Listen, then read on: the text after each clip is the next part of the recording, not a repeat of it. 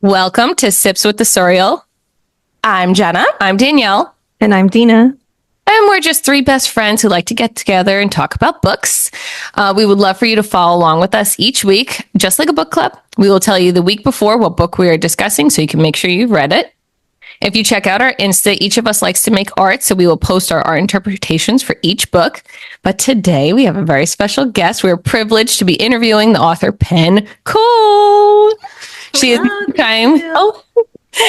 she is the New York Times and US Today best-selling author of the Kindred's Curse Saga, which is a fantasy romance series that we just absolutely love. Mm-hmm. So we are so excited to have you. Thank you. Welcome to Sips with the Sorial. I'm so excited. Thank you for having me. Oh, wonderful. So we're not drinking any alcohol right now. Normally we record at night, so we're doing a luminous latte. Oh, me too. Oh, perfect. We usually like to, spill the tea or sip like the Sorial. But yeah, luminous latte. Perfect. Thank you. So what time is it there? It's like 4:00 there? It is, yes, 4:00. Okay. Well, we appreciate you fitting us into your schedule. Yeah, so much fun. Okay. So everyone's favorite question, sarcasm. Tell us about yourself. We read that you're originally from Texas, but living in France, and Dina is a fellow Texan. Oh, hello. Howdy. Hi.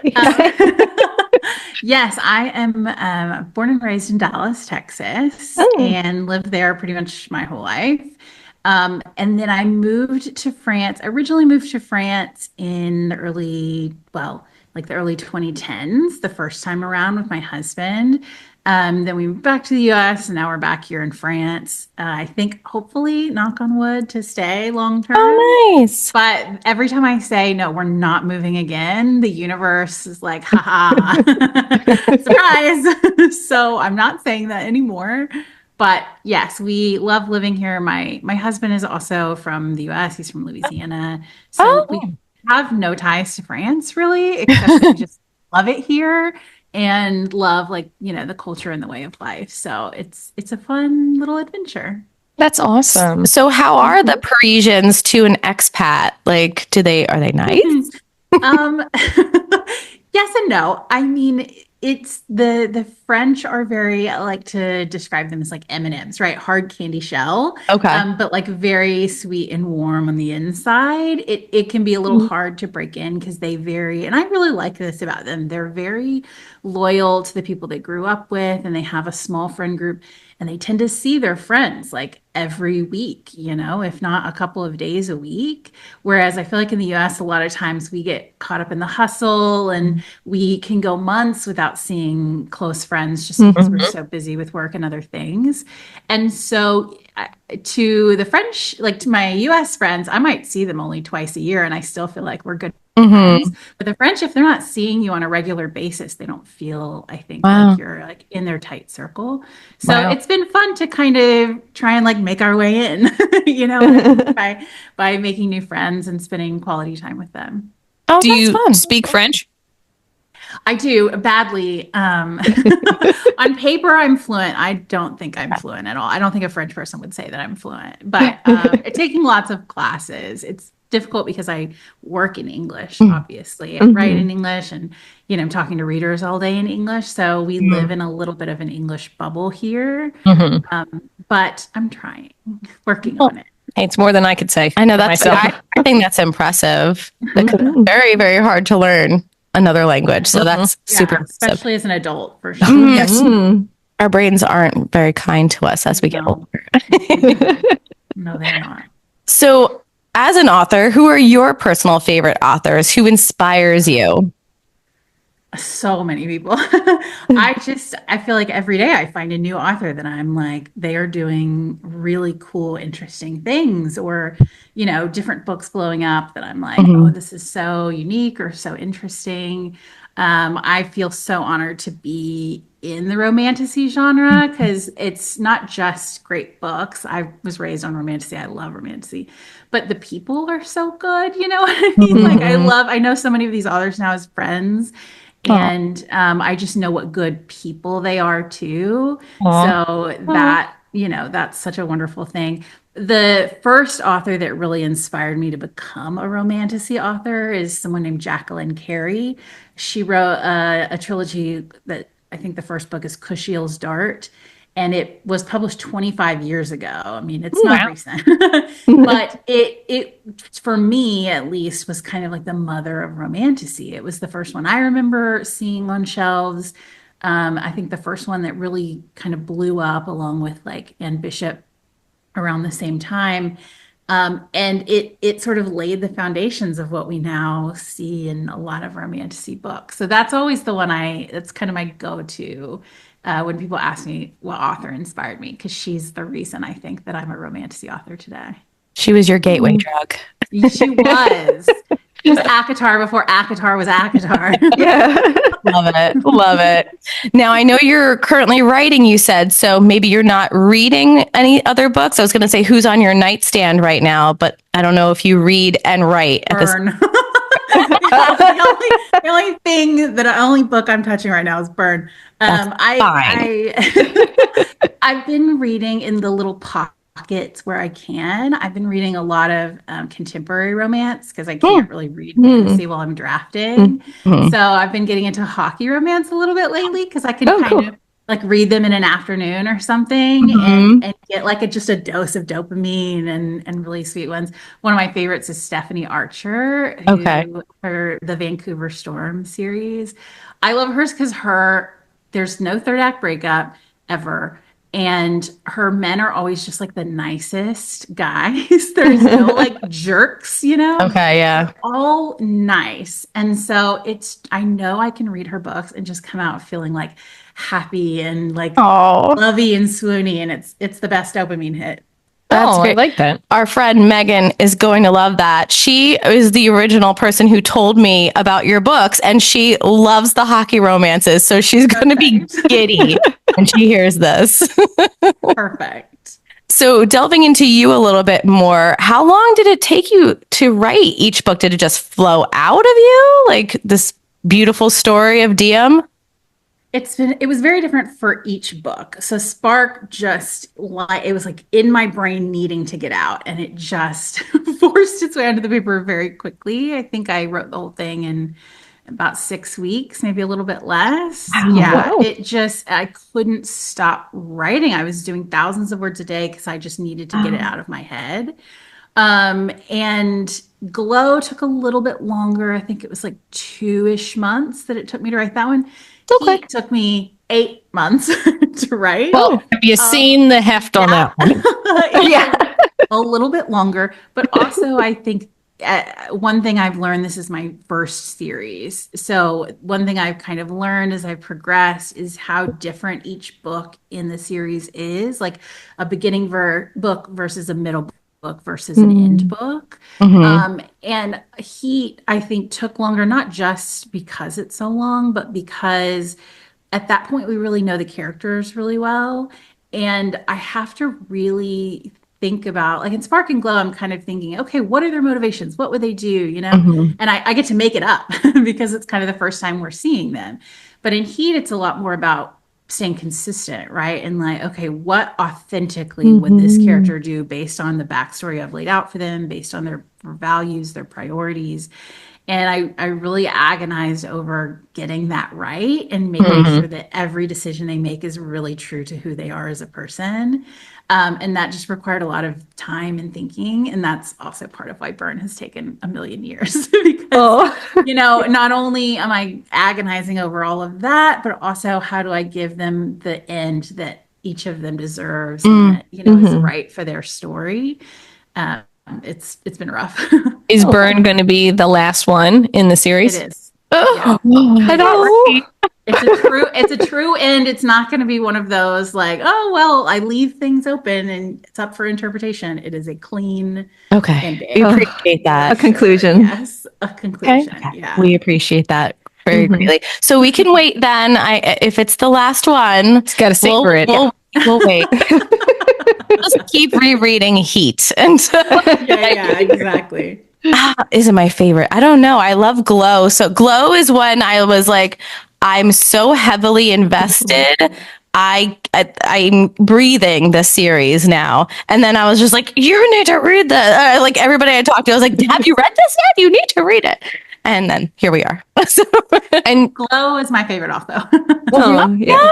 okay. That's good to know. And once I'm a physical book type person, she loves audio, but she'll also buy the book and do both at the same time. But when I opened Spark, I immediately fell in love with the trees, the artwork. It is gorgeous. It is a gorgeous book. It needs to be displayed. How did you come up with the artwork? Do you have someone who does the art? Well, it's been quite a journey on that one as well. So I originally hired a designer to do the indie versions because I originally self-published the books. And when I hired that designer, this was one of the ideas that I had, the kind of like cameo silhouette with like an image inset into it. And number one, I wanted to emphasize that this is a story about a woman. It's telling a woman's story, and this is really a story written by women, for women, about women. And of course, we love our male characters and our male readers and everything, but that's kind of my focus in this. And so I wanted to make that very clear. I also loved the idea of like the covers. It starts with Spark is on a white background, and there's like a little bit of smoke kind of. And then Glow obviously gets Her powers are fiery, more yellow, and Heat is like a dark sort of orangey. It gets darker and more fiery with each book. And I don't think no one has seen the final burn cover yet, but it's very dark. It's very intense. Very dramatic. I'm so excited about it. Oh my gosh. I thought we had, because I've seen pictures. It's not. So that's the indie version. Oh. The indie cover. It's slightly different for the new trad published version. It'll be kind of the same basic cover, but we made a couple little changes to make it very dramatic. And I am so excited because when all four are out on bookshelves, I think they're going to look unbelievable next I'm week. so excited, getting chills. So when you go fully traditional printing, when did this happen? Well, I self-published the first three books last year in June, July, and September. And earlier this year, I want to say it was in March or something, I was approached by Atria, who's my publisher. They're an imprint of Simon & Schuster, and they were interested in partnering with me on the print version of the series because it's very important to me to keep my ebook rights and to stay at least partially indie. But they kind of wanted to do a really creative partnership that not a lot of people are doing, where they take on the print book and I stay in the ebook. And that was like a dream come true for me. That was exact situation that I wanted. So it's been super, super fun working with them. We made some slight changes to the cover, not a lot. We wanted to stay kind of true to the original covers, but they are just a little bit like polished, I think. And they re-released the hardcover of Spark in October, the hardcover of Glow a week ago, so last Tuesday. And then we have not announced anything yet, but I think Heat will be coming soonish, and obviously Burn is in the works. Well, congratulations. That's amazing. And I'm glad you got to keep that like creative side that you wanted to and keip your own personal touch to it. So my baby Heat here will not be retired. I like went on Etsy and had them like specially made sketches because I'm love it. They're rare. Those are going out of print not tomorrow but the next day. The original indie version. Just in time. Okay. Wow. Oh my goodness. Okay. I know you have more. I'm sorry. No, it's okay. No, it's fine. I'm loving it all. All right. So how do you feel about fan interpretations or fan theories about your work? Has anything surprised you? I love them. Oh, okay. I love the theories. I love hearing them. I have to sometimes be careful because either one, I'll be like, damn, that's a better idea than I had. I'll get like in my head about it. Or, two, if people guess correctly, I'm like, oh no, have I made it too obvious? Oh, yeah. But I love hearing them. I laugh my head off. I remember when Spark came out, there were so many theories that Luther was her father for a little Oh while. no. Honestly, not that I thought that, but I could have seen that happen. At the beginning, right? Yeah, By the end, He was secret talking with her mom, and and you're like, Yeah. Okay. Yeah, by the end, I think everybody had figured out he was not. hopefully. But at the beginning, I remember a lot of people in my Discord were like, "I think he's her secret dad." And I was like, No. wrong kind of daddy. Yeah. Yeah. That's too funny. Okay. Dina, it's all you, girl. Okay, so we're going to kind of dive into more like character specific and story specific questions. So you are okay with spoilers, correct? Yeah, absolutely. Okay, cool. So just a fair warning to our listeners, we're going to discuss spoilers. So just pause, go read the books, come back so that you can hear all the tea. So one of our favorite questions to ask is if your book was adapted into film or a TV series, who would play your main characters? I have a fan cast on my Instagram. How have I not seen that this? It's older, so I did it like last year, I think. Probably need to like re-update it. So I need to stalk your Instagram. Okay. It's really fun because I did who I would cast, and then I asked my Discord, who would you all cast? Oh. So it's like pen cast versus fan cast. Oh, fun. Cool. Some really funny distinctions is all I'll say. For me, I would never get any of these people. Probably they're all way too famous. But I love Zendaya as Shut Diem. up. I literally said that to them. Yep. That's Sorry for interrupting. Who? Perfect. This is great. That makes me feel better. She's who I had in mind, kind of while writing. I love that she's got comedy down pat, right? Like she's so funny, but she also can do those really hard, emotional, like deep moments so incredibly well. And for me, she's got the look as well. So like, she's dream, number one goal. I don't have a great Luther, unfortunately. He's hard. There's a model that somebody in my Discord found. His name's Ken Yaman, I think, and he's very hot. He's very tall. He's our Cassian pick. Yeah. Oh, yeah. He is, he's got the look, I think. I don't know if he can act, but he certainly has the look. Let's see. For Henry, I always pictured Dylan O'Brien. Oh, okay. Like cute, but maybe not like hot, right? Like not necessarily a heartthrob, but you look at him and you're like, okay, he's cute. Like he's attractive. That's nice, He's mortal. Exactly. Like you put him next to Luther and you're like, maybe not. But on his own, very, very cute.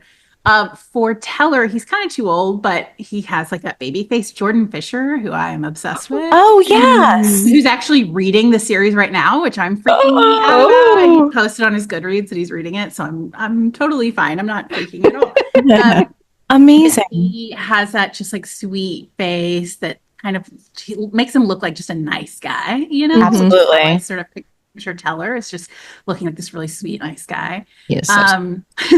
For Mora, I always pictured like either Betty White or some kind of like Golden Girls-y, like grandma figure that like you could, tell anything to. Olivia Colman's too young, but I would love her in there because I think she'd be so funny, like subtly funny with that role. Yes. It'd be a good counter to Diem's sassiness, Yes.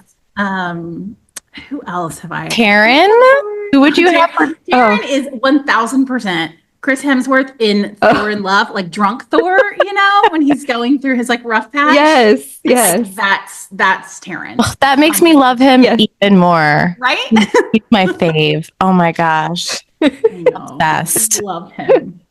Those are fantastic picks. Yeah, I'm dying that me and you both thought Zendaya, because you're right. Like acting is superb. Yeah, she's stunning. She's so versatile. We have to get her to do it. Obviously, when this is an adaptation. Yes. Yeah, absolutely. Put it into the universe. Take my call. I'm sure she will. We're gonna manifest this for you. It's fine. What's funny is the biggest movie star in the world. It's fine. What's funny is once Jenna was like, hey, you know who I'm picturing? Zendaya. I'm like, you know what? That's perfect. And what I like to draw is portraits. So right now what I'm working on is Diem's portrait, and that's what I'm using as my inspiration. So hopefully as soon as I'm done, it does it justice, and we'll send it to you so you can see what you think. And then tag Zendaya in it. Oh yeah, for Seriously, sure. We're right? gonna make this happen for you. And actually, her dress at the ball is in Glow was inspired by a dress Zendaya wore on the red carpet. It was like a Vera Wang. It was this green. It had like a corset top and like I know what you're talking about. And I was obsessed with that dress. And I was like, I'm using this as my base. Yeah. Good idea. That's so perfect. I love Good that. to know. Okay, well And that's she has fun. bright red hair in that, like at that event. I think her hair was like auburn red, which is sort of like the Bellator auburn red that her mom and brother have. Oh my God. Wow. It's so meant to be. Yes. I know, right? Okay, we're going to tag her in this episode. Yes, perfect. They will love to see it. Perfect. Zendaya, call me, please. Oh, I love it. Okay, so in your second book, Glow, there's this moment where Diem and Eleanor, they're talking about her being her only advisor, and she says this important line about men wanting them to feel small, be quiet, be predictable, unimportant, behave, and then they make us think that we deserve it as women. And then she turns around and tells Eleanor like that they should just be scared of him, like as the women, they should be scared of him. And then even Soraya agrees with them. Yeah. And I just thought that was such a powerful statement, a powerful moment. Like I really felt that. Did you where did you draw that inspiration, or like what inspired you to write that moment? I really love the idea in this series of playing with strong women and how being a strong woman is, I think maybe we have like one idea of what it looks like, but in reality, there's so many different kinds of strength, right? So Diem is very outwardly strong. She's very sure in what she says, kind of doesn't care what people think necessarily. She's bold, she's opinionated, acts as if she's not afraid of anything. But inside, she's a total mess. She's an absolute disaster, right? Yeah. And at the same time, we have somebody like Alix, who is a little bit more reserved, not kind of shoving herself out there, but she's really focused on like proving herself by her own actions, and being the best leader that she can. And I think there's a lot of internal strength in her where she's sure of who she is and what she wants and her work ethic, and that she's going to, achieve it. We have Eleanor, who I think is finding her strength. And she has kind of always been told her whole life that she's not that important. She doesn't have strong magic. She doesn't come from like the core family, right? That sort of descends from the king. She's just kind of a distant cousin. You're like, kind of marry her off and forget about her. And she, I think, with Diem's help, is finding her strength in her worth and knowing her own worth and establishing that independent of what anybody else thinks of her. And so I just love that all of the women in this series are finding strength in their own different, unique ways. And they don't, none of them really need men to do it. I mean, obviously you have, some love interests in the picture, but, but it's not necessarily them that make the women strong. It's their own personal journeys with each other. And so for me, that's something I think about a lot as I write this series. It's like, how can I really do justice to these women finding their strength in a world that can be very male dominated, or that sort of makes them think men determine their worth. And I think that's what all three of us love about this genre, and your books in particular, is that it's kind of just like a boost to how strong women are. And just like, like women write women, and we write them powerful because we are powerful. Like, I love it. Exactly. I love it. We can save the world. We don't need to. We can. Exactly. We might want to be sometimes. Like in Spark, when she goes into the armory and like she's just like, if I die, I die, but I gotta save people. Like she was just overcome with her convictions of, I did this, I need to save everybody, I need to fix it. Like who cares? Like that's that's badass. Yeah. Absolutely. Then she's dissolves inside. Yeah. But she had really great intentions going on. Yeah. For sure. That was my favorite moment though in Spark was the arm scene. I love that scene. The whole So great. And the vision and all of it. All of it. No, it's so good. And then she continues to grow. Like in Glow, we really do see that growth at the end where she realizes that she just needed to embrace herself, embrace who she is. Again, another like super powerful message and like just something like important to get out into the world. Like, I don't know. I found that really powerful, I guess. Yeah, a lot of Diem's journey is walking this sort of center between two sides that she doesn't feel fully accepted by either side, right? She doesn't feel fully immortal. She doesn't feel fully a descended. She's just kind of in this in between in so many different ways. And I really loved in Glow that it wasn't like I'm picking a side. Because before she's been like, I'm immortal. I'm on the mortal side. Like, screw the descended. And at the end, it wasn't that she said, okay, I accept that I'm descended and like, this is my side. I said, no, these are both part of me. And I can embrace both of them and be both of them at once. Because I think the world does often try and push us into boxes, especially those of us who may, have our background in two different places. We get sort of shoved to one side or the other. And I just love that she, throughout the whole series, like, no, I'm going to stand up for both of these sides. And I'm not going to let people, force me to stay in one box or the other. And I know that can frustrate readers sometimes, for sure. That she continues to give people, second chances, third chances, fourth chances, or that she maybe doesn't take a hard line when other people want her to. But I don't think growth is always change. I think sometimes growth is staying true to our values when other people want us to change. And so there's like actually a scene towards the end of Heat where I think everyone wanted her to kill someone. Oh, yes. Yes. I was very upset. But I'm not there yet. Yeah, I won't say. I think every single person reading wanted her to like do it. And she chooses not to. For me, that was actually an incredible moment of growth for her because I know she's very emotion driven and I know her emotions in that moment really told her like, I really want to, do this. But she said, no, there's going to be too many consequences for other people. There's going to be consequences for the war. This is going to drive people away from me if I do this. And I'm trying to unite, not divide. And so she did the responsible, unpopular thing, which for me is incredible growth for somebody who has been doing the reckless thing since page one. Yes. Yeah. Oh, that makes sense. Yeah. That makes sense. No, and I like that because then she stayed true to her character in a sense. Like she's going to do this and she's going to make it do the best decision for both descendant and mortal, regardless of what others want her to do or think that she should do. Right. Exactly. I do like that. Yeah. I do like that she has rules that she should follow, but she stays true to herself, not what the ground is supposed to do. Yeah. Okay, and then another one of my favorite questions to ask. If you could choose any power from any of the kingdoms, Umbros, Miros, which one would you choose for yourself?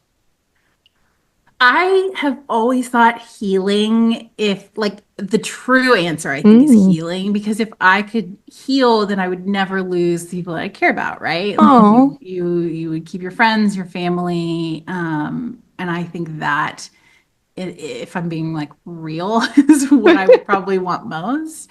If I'm being fun, I'm just thinking like, oh, what if?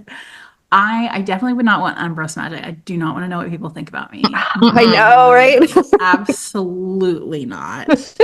I feel like fire would be fun. You could just be such a queen with that. You know what I mean? Scare the heck out of people would be great. I love that. Yeah. Great answers.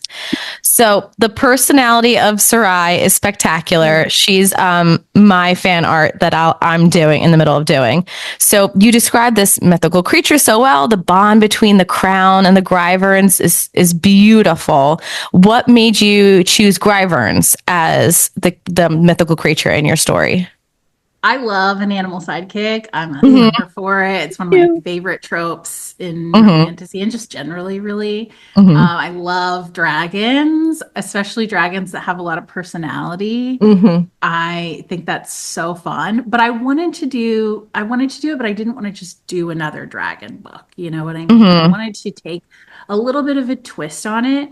And I think when you write dragons, there's a lot of lore that is people just automatically assume is now imparted onto your world and your story of what dragons are like and the relationships that people have with them, how people feel about them. And I didn't want to have any of that. I wanted to be able to create my own lore and have people walk into it with kind of a blank slate and say, okay, what do these things look like? What do they act like? What do they like, dislike, all of that. And so it's sort of half dragon. It's like half dragon, half griffin, really. Thus the Gryvern. But I love the idea of it being like, the king / queen of land, air, and sea, right? And sort of the nature being their domain. If I think about what were Gryverns like before people took them and domesticated them, just kind of ruling over the natural land themselves. I mean, they're all kind of like, they're not quite humans, right? They can't speak, they can't communicate that like efficiently, but they're also not like pets. They have strong opinions and feelings and thoughts and all of that. So they're kind of in this fun in between of being very pet-like, but also having very big personalities. And I love any scene of Diem with the Gryverns. There's some great Gryvern scenes coming in Burn that are so fun. We're getting to meet all of them. Thank God. Oh, Yeah. And they all have big personalities for sure. I love that. Because I'm dying to know, which I'm assuming since the last book we'll find out, why are they all separated? Why can't they cross between, kingdoms and realms and all of that? And just Sarai and Earmuffs, her mate, and I love, and my favorite Sarai scene so far, I mean, there's so many to choose from, is the whole dress for the funeral of the king. Gosh. Yes. She's like, your funeral, I tried to tell you. Our fashion icon. No one listens to her. Yeah. So funny. She's fantastic. Okay. Godstone sword. And listen, Danielle's halfway through Glow. So I warned her. I'm not holding back for you, Danielle. I'm asking Penn all the questions. So Forget it. Godstone sword. I was very shocked to learn that Diem, I mean, it's alluded to, right? She can make the Godstone from her powers. She doesn't really. Oh, Penn. Oh, I have a theory around that too. I have a theory. Because that heat cliffhanger. Oh, that cliffhanger, man. There's something there. There's a lot there. There's a lot there. Yeah, we don't quite know all of the answers yet, but it certainly is something that will be explored a lot more in Burn. Yes, the most epic of all cliffhangers in Heat. Like throw your book if you didn't love it so much across the room. Like what? Like kind of cliffhanger. Fantastic. Yeah, it's rough. It was a rough one. I'm not even gonna lie. Okay, so we need to highlight our favorite man, Luther. He truly rivals all other book boyfriends at this point. We have like a running just for fun, all of us, like a list of like book boyfriends in order. And Luther, he is right up there at the top. He jumped a bunch of people on mine.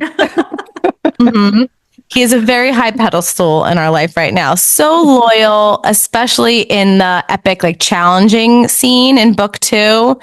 The fact that he finds refuge for everybody he finds. Just wow.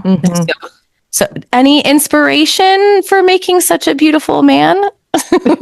I have you read the Shatter Me series? That is on my TBR. Okay, it's I love the Shatter Me series. Okay. It's a YA. It's like a true YA too. So if that's not your thing, then No, that we love everything. But it's kind of a dystopian, sort of these teenagers who have powers and the world is sort of falling apart and they're trying to save it, kind of your classic, right? YA dystopian. But the main male character, Shatter Me, his name is Aaron Warner. I love him. Yes, I've heard about him. I love him. He is my husband, even though he's, 17, whatever. I love him. And he is the absolute just epitome of I hate everyone but her. And I mean, he like truly hates everyone. Like he's so just, there's so many times in the book where he's like, I don't care if the rest of you die. Like, so what? The world can burn. I really do not care.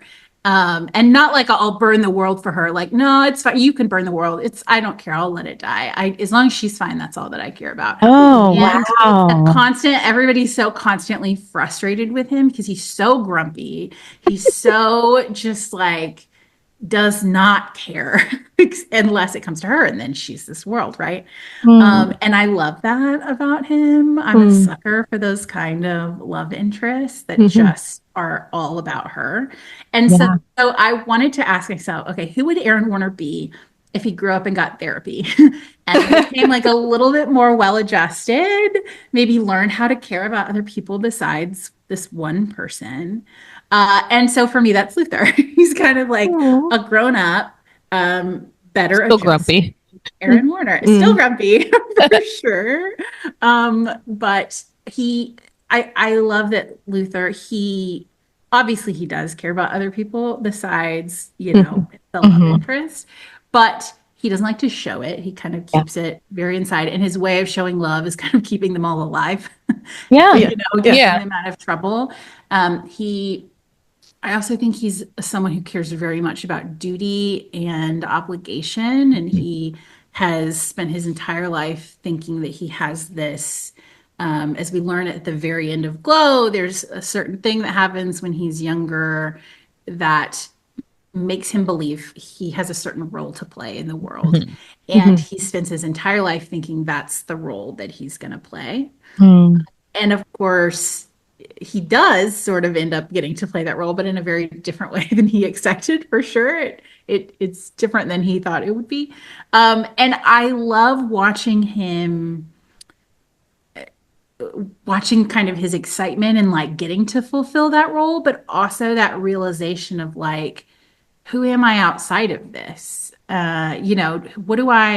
If my life can be more than just fulfilling this role, what does that life look like? What kind of life do I want for myself? It's something he's never let himself think about his entire life.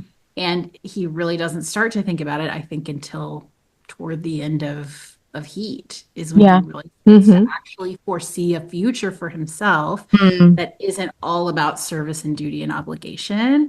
We get to see a little bit more of his personality and who he is. And I love that journey of him to discover who he is and what makes him happy outside of just duty. Yeah. Because he was so dutiful all of Spark and then Glow.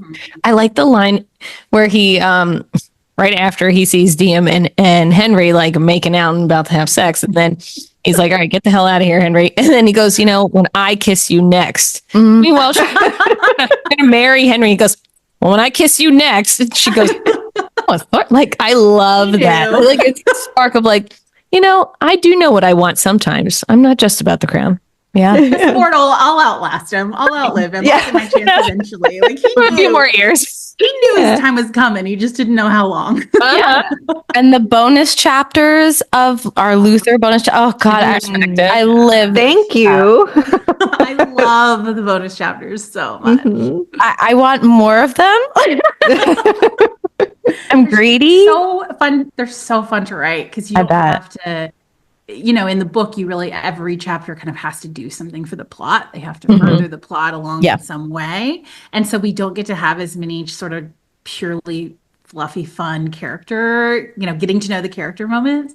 So I get to do that in the bonus chapters and just say, let's explore their personalities a little bit more. And it's so much fun to just play with them, I love it. So fun. Okay, so listen, I did look at your Instagram and it does say that you are a Henry fan. Oh, yeah, 100%. I'm going to need you to explain. I'm number one, Team Henry, his biggest cheerleader, 1,000%. Oh, I bet I can convert you. I bet that I can. Okay, because we're really mad at him. So if you could, we would appreciate it. I get it. Okay.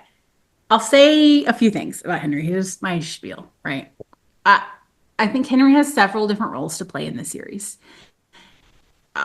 Most people only really see him as potential love interest for Diem.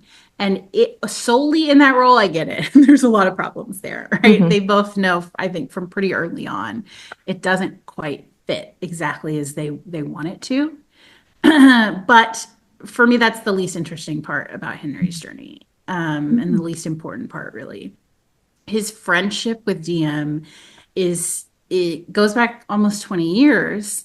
And it's really the only close friend that she has in this community that sort of shunned her for looking different, being different, not quite fitting in.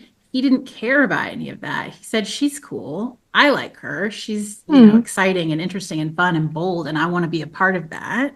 And from a very young age, he stuck by her side and thought she was just amazing and didn't care that everybody else was sort of shunning her or afraid of her or whatever. And one thing about Henry, he loves a strong woman. He does love a strong woman. Like, he thinks Arlie was like the coolest, right? He thinks when Diem is doing her missions in the Guardians, he's the first one to say, you could be in charge someday. Like, you could be a leader. He's not saying, come follow this guy. He's saying, you yourself are amazing and you could be in charge of me someday here, he very much supports Diem in what she wants to do. But the line there is in when he feels like she's betraying the mortals. And we have to remember that they grew up in this small oppressed village. She was sheltered from a lot of the worst of it. Her mother and father kept her away from the descended. Her mother taught her a trade, so she didn't have to go rely on a man or, do something else. She was sort of handed this trade that she could learn in a very safe, protected life. Henry was not protected from any of it. He lost his mother. He has, seen his neighbors and friends die. He's seen a lot of violence, a lot of injustice. And they grew up agreeing the descended are bad and they need to be overturned. And they've agreed for 20 years. And all of a sudden, she's cozying up to the people that in his eyes killed his mother, that killed this child that kind of radicalized him, that they've spent their entire lives talking about how evil these people are. And suddenly she's their friend and she's wearing their clothes and putting on their jewelry. And he feels just completely betrayed. And I think any of us would in that situation, especially because she wasn't communicating with him. She wasn't telling him, my feelings are changing. Here's why. Here's what's going on. She kept it all very private from him. He certainly kept secrets too. But so did she. They both did, and so I think in that sense, I really feel for him as the friend who got left behind and the friend who feels betrayed by the person that he has been so loyal to his entire life and that he loves. He wanted her to be his wife. And I think he knew that she didn't want to say yes, right? I don't think he was dumb. He could sense it. But he was just hoping maybe it's a phase, right? Or maybe we'll figure this out. And then finally, for me, Henry in the story is he's kind of a symbol of all oppressed and marginalized people in the world and in our history. People who have tried to do things the diplomatic way, tried to do things peacefully, like tried to follow what the system says you're supposed to do to change things and have been ignored ignored and beaten down and mistreated and dismissed. And finally, they see, one too many people die and they snap and they say, okay, if they're not going to listen to us, I'm going to make them hear us. I'm going to make them see our struggle and hear what we have to say, whatever it takes. And so a lot of the things he says, particularly in Spark, kind of at the end where they have that argument, a lot of those things are things I have heard from people who are in these fights for liberation or who are activists in kind of social justice spaces that say, you keep telling us not to yell, not to be aggressive, not to, blah, blah, blah, blah, blah, but you don't hear us until we do. And so I really have a lot of empathy for him in that sense of being like a person who's been pushed to their limit and feels like they have to do something because if they don't, people are just going to keep dying. Okay. Do you feel bad now for hating him? That might have done it. I no longer hate him. That was good. I respect him. I do respect him now. I do have one question. His reason for not showing up for the challenging, was he afraid of seeing someone he's loved for 20 years in a situation like that? I think so. I think when his dad says, he couldn't see another person he loved die, I think that's probably true. I'm sure there were a lot of reasons, you know what I mean? I think he was also running away from a lot of things. But yeah, I think he didn't want to, because he knew he couldn't help her. There's nothing he could do except sit and watch it happen. Yeah, that's hard to do. And yeah, exactly. So Okay. All right, I get him now. I understand him. I think we'll appreciate him more on a reread a little bit. Okay. Because the first time that you're reading it, you're seeing him, number one, through Diem's eyes, and you're rooting for her. And he is not necessarily, they're not on the same page necessarily. Yeah. Right. But I think once you get a little bit further into the series and you realize like, okay, like I know where that sort of romantic journey is going. You can separate yourself from that and see what other role does he play in this world, in this story, besides just her potential love interest. And that I think is where you start to appreciate him a little bit more. Okay. No. All right, I get it. Sold. Now, moving on to another very sweet character, Teller. Do you have a sibling? Because what a sweet dynamic of brother sister there. He's adorable. He's so kind. The whole relationship with Lily, I love it all. I love him. I love him so much. Sweet little baby Teller. I have a sister who's older than me. Our relationship is nothing like Diem at all.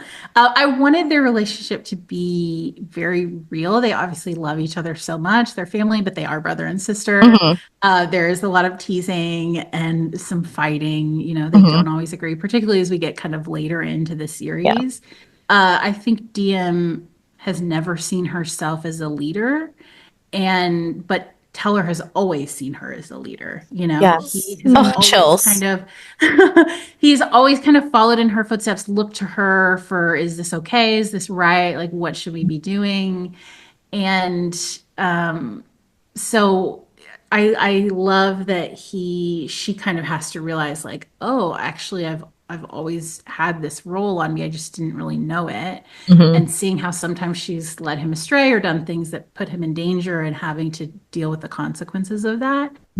For Teller, I really think a lot of his story is about not having choice. He has had so little choice in his life. All of these decisions have been made for him. And he kind of goes along with it, right? He's not going to put up a fight. He's not going to ruffle feathers. He does what he is told to do. And I think over the course of the series, he's trying to find his voice and trying to make his own choices in the world. But that's tough to do if you've never done it before. Right. And you see that a lot in Heat, especially where he's like visibly upset that he has no control over his life. He's just going along for the ride. And it's heartbreaking for Teller and Heat. It really is. It's so sad. Especially because he's at that point where he's going from boy to man, what I mean? He is becoming an adult. And as as the world is about to sort of shove him off and say, go figure it out, go be a man and make your own life, he's realizing I've never gotten to do that before. No. I've done what people told me to do. And I think a lot of the choices he does make for himself, like he really wanted to go to Sophos and study, right? Yeah. And Diem kind of takes that choice away from him for what she thinks is a really good reason. Yeah. But still, she takes that choice away from him. And that happens a few times where a choice is taken. The few times he does make a choice, it's taken out of his hands. Yeah. So that is also really, I think, a struggle for him. He's going through it. Let's just He is. This poor little guy is going through it. Sweetheart. Now we have a character like Eamon, which is so complicated. He seems like he's about to redeem himself a couple of times and he backslides, you know, and I get it. It all stems from that abuser relationship he had with his father. So you feel bad and you understand that mentality, but you're like, just like she's throwing him bones. She's like, listen, like, I think you can be something. And he's just like, nope, whoop, slides right back into bad behavior. Yeah. So he's an interesting guy.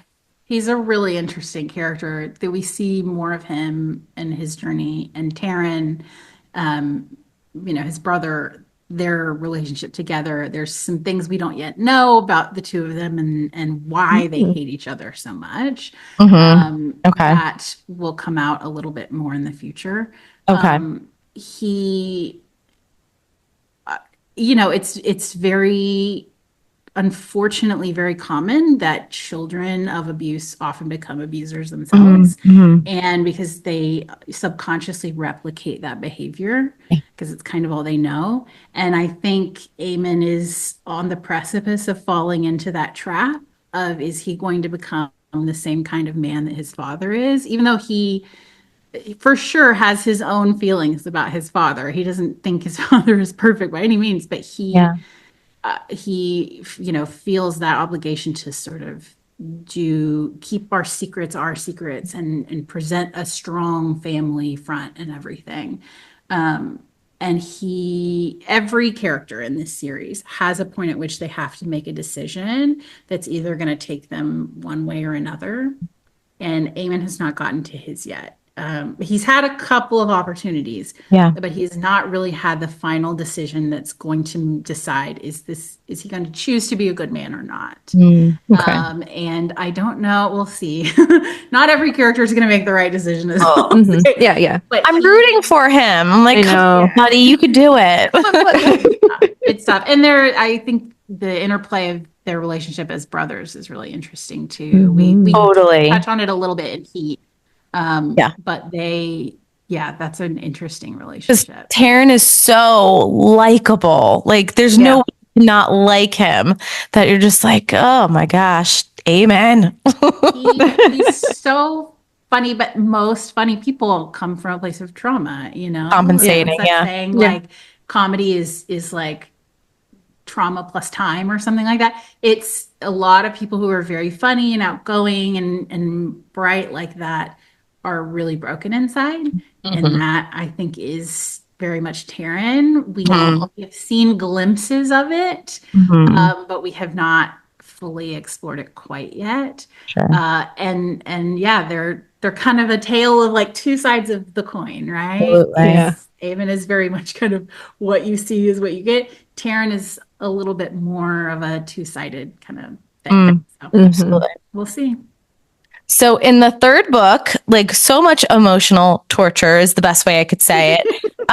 There was so many times I would like stop mid-paragraph and text my friend Megan, who had read all of them before me. And I was like, if so-and-so dies right now, this is it for me. I'm not doing this. And she's like, it's okay. Keep going. It's going to be fine.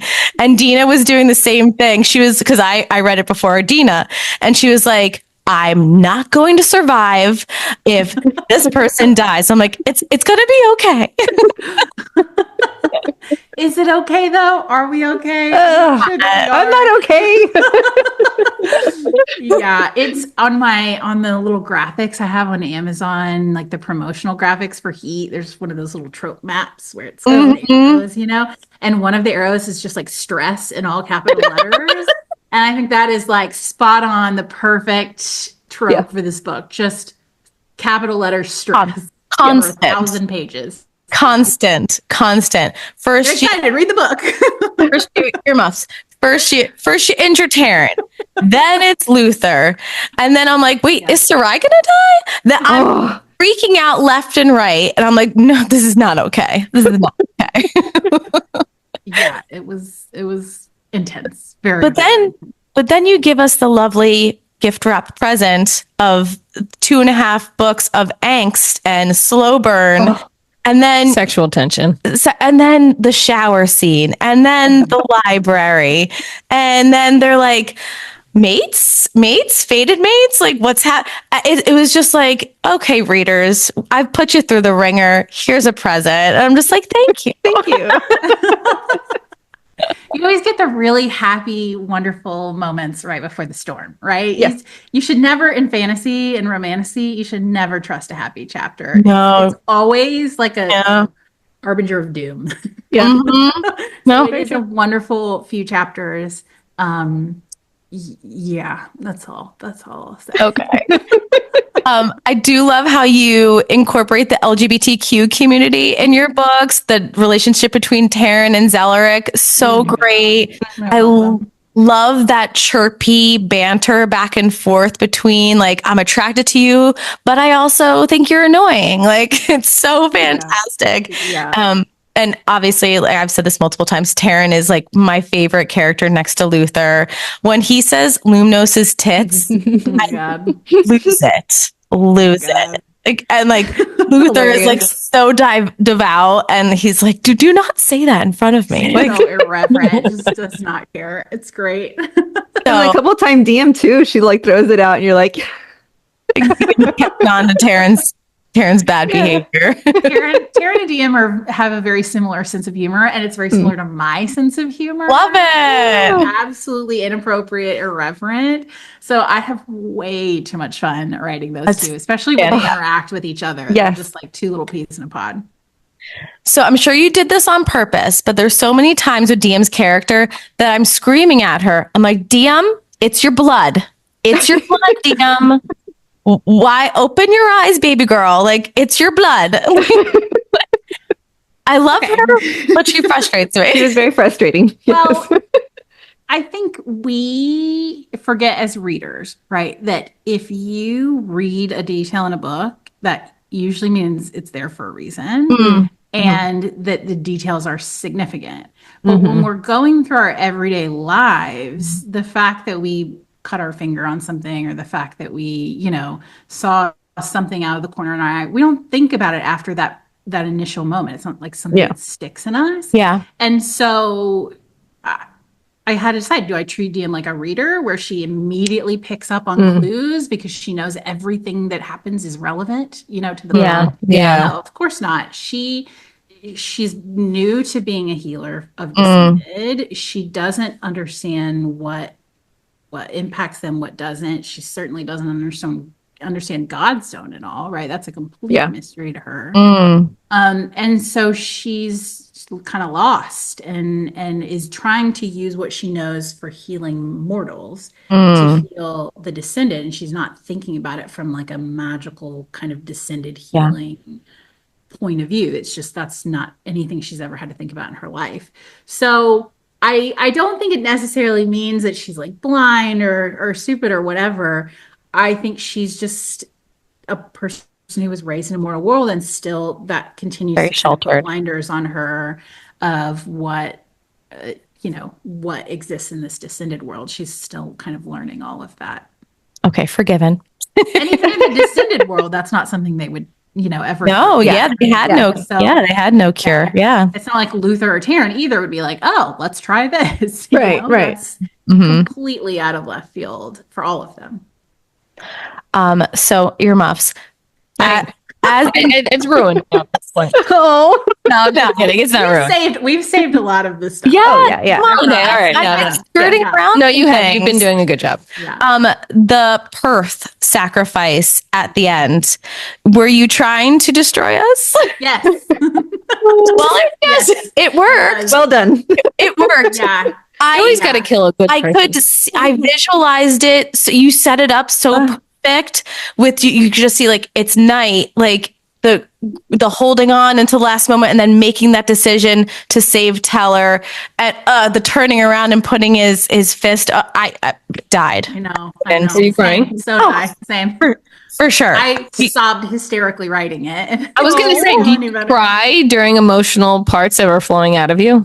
Not even an exaggeration. I really, truly think I have cried every single day of writing Burn. Every single day of writing Burn. Not necessarily because people are dying, but because they're going through it. They're all, in a bad place right now, and bad things have happened to them. They've had losses, all of that. And I'm just like feeling, I have to put myself in their shoes and feel their feelings. And they're kind of all feeling a lot of things right now. With the ending of Heat, it's very easy to kill off characters that everybody loves as kind of a easy way to pull emotion out of readers. But I find it a lot more interesting to say, okay, what deaths are going to impact the people who are left behind the deepest? And that particular death, I don't think anything could have. If any of the other ones had died, you would just get simple grief, right? I've lost somebody I really care about. That death and the way that it happens is like a domino effect of guilt and shame and, second guessing and, survivor's guilt and just all of them, all three of those other people that were in that situation feel a lot of things about that death that really impact them in a much deeper way than just grief alone. I'm sure. And that I think is the more interesting story of how does that impact them and break them in different ways. And well, that's what makes you such a phenomenal author, is because you're the author that's writing and crying while you're writing, because you can really put yourself in those positions, and that's how we're able to relate to it so well. Yeah, human connection. Before we wrap up, my final big character delve in, Diem's bio dad. Yeah. Obviously, he's very, very mysterious. I'm sure, going to learn a lot more about him. I'm very conflicted. I'm like, did he really try to kill her as a baby? Or was he trying to get her blood to free himself from the island? It could go either way. There's a magical component here. So something's up. Something's up. I think you're not the only person who has that question. Okay. I will say, I think there are at least a couple people in the book that have the same question that you do. Okay. And what can I say? No, it's okay. We get it. As I said, a lot of characters in this book have to decide whether they're going to be good or bad, which kind of path they're going to go down. I don't like writing books with people who are just pure evil or just pure good. I think everybody has a little bit of both in them, and we can be one or the other depending on the circumstances. And so I wouldn't say, except maybe the Hannah-Bears, I wouldn't say there's anybody in this book that's truly, purely evil. Yeah, they're awful. Pretty much all of the rest of them, even the Hannah-Bears, think that what they're doing is for a good cause, for a good reason. They're either trying to protect the world or their people or their family or whatever. And that, so really this story is a little bit of a cautionary tale of the road to hell is paved with good intentions. You know what I mean? Do noble intentions justify evil acts? That is a question. It's the question. We'll be exploring a lot more in the fourth book. And when's that coming out? Who knows? I mean, you're crying every day, so how much writing can you think? Exactly. No, we have an internal date that is set. Okay. I'm not going to say when it is, because there's still a lot of factors that could make us have to change it. So until all of those factors are settled, I'm not going to say anything. But we do have an internal date. It's not that far in the future. Do you find it hard to stick to a deadline, or does that give you motivation to keep writing more? I love a deadline. Okay. I'm very deadline motivated. Writing doesn't quite work that way. the creative juices come as they come, Yeah. And also this is my first time writing a final book in a series. So that's been a huge learning process. Every day of the process I've been kind of learning a lot about myself as an author and just the process of writing. So I set all of these deadlines earlier in the process and I blew all of them really badly. And I finally had to take a step back and say, you know what? I cannot put a deadline on myself. I have to leave this open-ended, which is part of why I haven't given a date. I haven't even hinted at a date. Good for you. Do what you got to do. Yeah, because if I think the second that I really say it has to be out by this day, it's like my brain's going to shut off. I'm not going to be able to No. Yeah. So I'm giving myself space. We're holding space for Burn, and we're getting there though. But maybe in the year 2025 it will arrive. Let's if it doesn't. Okay. No, I'm sorry. I'm sorry. Wrong. Don't put pressure on her. I know. That's the goal. Okay. That's the goal. Take as much time as you need. We won't be upset if it doesn't come out in 2025. Don't worry. We'll still love you. I will be incredibly upset if it doesn't come out in 2025. No one wants it out more than me. I guarantee all of you. No one wants it out more than I do. And where will you announce once you have a final date? Will you do like Instagram? Will it be on your website? We'll do a huge rollout of it'll be everywhere. Good. Every platform that I have, I will be screaming, this is the date. So everyone knows. Notifications on. And we're going to do a big read along in advance of it. So I'll publish a schedule. Oh, shoot. Oh, cool. Author's notes of here's my thoughts while I was drafting these 10 chapters. Oh. So for the people who are saying, I want to do a reread before Burn, you don't need to start that now. I mean, you can if you want to, but we're going to all do one together. Oh my God. Oh, I'm excited with that. Yeah, that's such a good idea. We're in. Brilliant. Okay. We will keep an eye out for that because that's so fun. So fun. Oh, exciting. Great.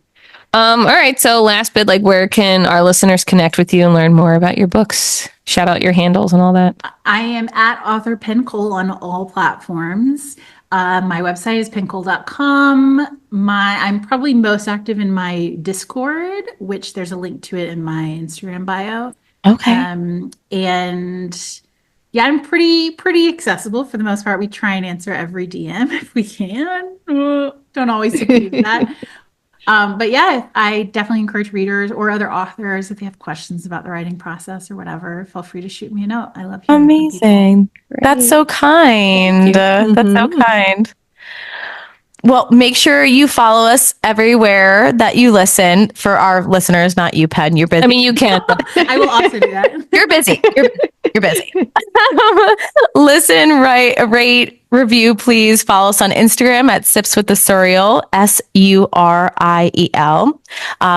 Please click our Linktree bio and follow us on Goodreads. We also put out our episodes each week on YouTube, so please subscribe and same name, Sips with the Surreal. And okay, friends, keep reading to whatever end. Thank you, Penn Cole, so much. Thank you for having me. It was so much fun. You're amazing. Thank you.